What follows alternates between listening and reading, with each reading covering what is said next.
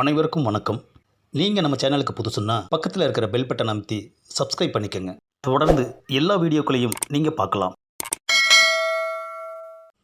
ஆஹா, எவ்வளோ சீக்கிரமாக வந்தும் பஸ்ஸு போயிடுச்சு ஐயா. இப்போ என்ன பண்ணுறதுன்னு தெரியலையே ஐயா. கவலையே படாத. நைட் ஷோ ஒரு சினிமா பார்த்துட்டு அப்படியே வெளியில் வந்தோம்னா வண்டி ரெடியாக இருக்கும், ஏறி போய்க்கிட்டே இருக்கலாம். நல்ல ஐடியாப்பா. என்ன படம் பார்க்குறது? வந்த படத்தில் எந்த படம் நல்லா இருக்குன்னு தெரியலையேப்பா.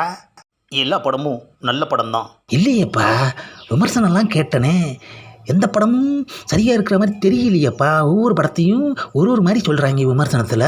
அவங்க அப்படித்தான். இப்போது நீ சினிமாவுக்கு வரப்போறியா இல்லையா?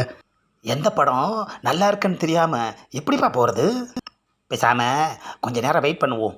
பஸ்ஸு வரும், கம்முன்னு ஏறி ஊர் போய் சேருவோம். எனக்கு இப்போது சினிமா பார்த்தே ஆகணும். அடம் பிடிக்கிறானே ஐயா.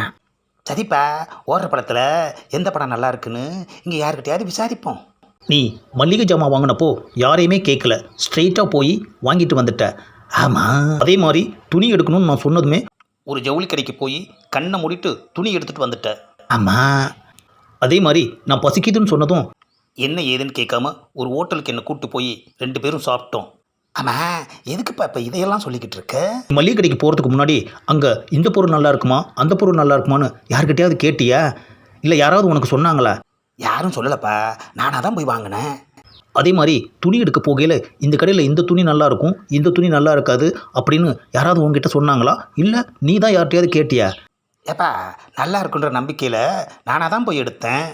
அதே மாதிரி ஹோட்டலுக்கு போய் சாப்பிடையில் இந்த கடையில் இது நல்லா இருக்குமா அது நல்லா இருக்குமான்னு யார்கிட்டயாவது கேட்டியா? இல்லை சாப்பிட்டுட்டு வந்தவங்க உனக்கு அதை பற்றி சொன்னாங்களா? ஏப்பா, பசிக்குதுன்னு சொன்னேன், 2 பேரும் போய் சாப்பிட்டோம், அவ்வளோதான். ஏப்பா, எதுக்குப்பா இப்போது மொட்டை தலைக்கும் முழங்காலுக்கும் முடிச்சு போடுற? எதையுமே கேட்காம மல்லிகை ஜாமான் வாங்குற, எதையுமே கேட்காம துணி கடைக்கு போய் துணி எடுக்கிற, எதையுமே கேட்காம ஹோட்டலுக்கு போய் சாப்பிட்ற. ஏன் சினிமாவை மட்டும் ஒருத்தர் இப்படியா அப்படியான்னு சொன்னாதான் போவேன்னு சொல்லி ஏன் அடம் பிடிக்கிற? ஆஹா, கேட்டாயா ஒரு கேள்வி. இப்போ அப்படி தானேப்பா ஆகிப்போச்சு.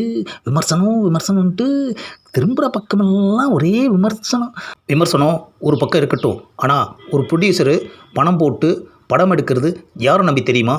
நம்மளை மாதிரி ரசிகர்களை நம்பித்தான். ஆனால் நாம் விமர்சனத்தை நம்பி போய் படம் பார்க்கலாமா? மற்ற விஷயங்கள் எதுக்குமே விமர்சனத்தையோ எதையுமே நாம் எதிர்பார்க்காம போய் செய்கிறப்ப ஏன் சினிமாவுக்கு மட்டும் நம்ம விமர்சனத்தை எதிர்பார்க்கணும்? நாம் படம் பார்க்கணுன்னு முடிவு பண்ணிட்டா நேராக தியேட்டர் போகிறோம், டிக்கெட் எடுக்கிறோம், உள்ளே உட்காடுறோம், 2.5 மணி நேரம் படத்தை பார்த்துட்டு ஜாலியாக வெளியில் வர்றோம். வெளியில் வந்து நாம் சொல்கிறது தான் உண்மையான விமர்சனம். ஆமாம்ப்பா, மற்றதுக்கெல்லாம் யாரையும் கேட்க மாட்டேங்கிறோம், எதையும் எதிர்பார்க்க மாட்டேங்கிறோம்.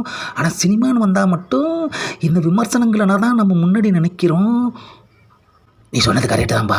இன்னுமே படம் பார்க்கணுன்னு முடிவு பண்ணிட்டா நேராக தியேட்டருக்கு போயிடணும். இந்த மாதிரி பண்ணினா தான் தமிழ் சினிமா ஆரோக்கியமாக வளரும். பணம் போட்டு படம் எடுக்கிற தயாரிப்பாளர்களும் சந்தோஷமாக இருப்பாங்க. நான் விமர்சனங்களை கேட்காதீங்க பார்க்காதீங்க அப்படின்னு குறை சொல்ல வரல. முதல் விமர்சனம் நம்மளோட விமர்சனமாக இருக்கணும். அதனால தான் அப்படி சொன்னேன். கரெக்டாக தான்ப்பா சொன்னேன். இப்போவே பஸ் வர்ற வரைக்கும் கிளம்புறோம், இங்கே இருக்க வேண்டாம். நேராக பார்க்குறோம். ஏதாவது சினிமாவை பொறுத்த வரைக்கும் நல்ல படம் கெட்ட படம் அப்படின்னு எதுவுமே கிடையாது. எல்லா படமுமே நல்ல படம் தான். அப்பாடா, தியேட்டர் வந்தாச்சு. எப்பா 2 டிக்கெட் எடு. அங்கே என்ன போட்டிருக்குன்னு பார்த்தீங்களா? ஆஹா, ஹவுஸ்ஃபுல்லு. இந்த பதிவு உங்களுக்கு பிடிச்சிருந்தா லைக் பண்ணுங்கள், ஷேர் பண்ணுங்கள், மறக்காமல் சப்ஸ்கிரைப் பண்ணுங்கள்.